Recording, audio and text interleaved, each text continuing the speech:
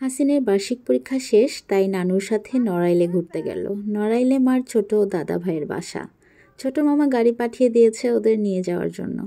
আর এদিকে আমি বাসায় একা হয়ে গেলাম। আমার আম্মু, ছোট বোন আর নতুন ভাবি খুলনা আসবে, তাই বাসায় অনেক কাজ।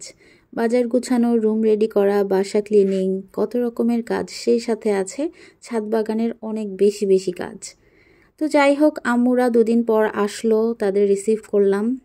আম্মুরা আসার পর দিন বাসায় দমকোষ রান্না করেছিলাম, কারণ বাঁধন চাচ্ছিল দমকোষ খেতে, ওর অনেক বেশি ফেভারিট। আর দমকোষে আমরা চুই গাছের ডাল ইউজ করি। আমাদের নিজেদের বাসায় চুই গাছ লাগানো আছে, তো গাছ থেকে একটা বড় ডাল কেটে নিয়ে সেটা আমরা দমকোষে ইউজ করেছি।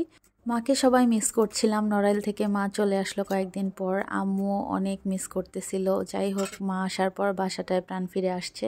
বাঁধন গিয়ে একটা বেশ বড় সুন্দর মোরগ কিনে নিয়ে আসছে আম্মুদের জন্য, বিশেষ করে আসার জন্য আমাদের নতুন ভাবি। মোরগটা অনেক শান্ত আর আদুরে ছিল, সবাই আদর করতেছিলাম। ওকে মনে হচ্ছিল আমরা রেখে দেই। যেহেতু রাতের বেলা মোরগটা আনছে, ওকে জবাই করে ফ্রিজে রাখলে পরের দিন ছুলতে অনেক কষ্ট হবে, তাই আম্মু আর আশা মিলে ছুলে ফেলেছে। অনেক কষ্ট ছিল ওকে ছুলতে, মনে হচ্ছিল যেন গরু ছুলতেছে। আর মোরগটা আমিও কাটতে পারবো না, মারও শরীর খারাপ, তাই ওরা দুজন মিলেই সুন্দর করে প্রসেস করে ফেলছে। আমাদের হেল্পিং হ্যান্ড পাপিয়া, ও আসে সকালে, ও দুপুর দুপুর চলে যায়, তাই আম্মু আর আশারই কাজটা করতে হয়েছে।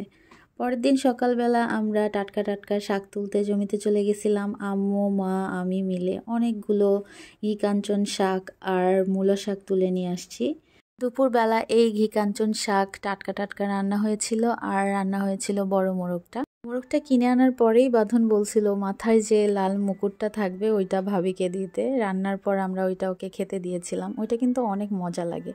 আমার ভাইয়া একটা কাজের জন্য আসতে পারেনি, ও কয়েকদিন পরে আসবে। ওকে আমরা খুব মিস করতেছিলাম।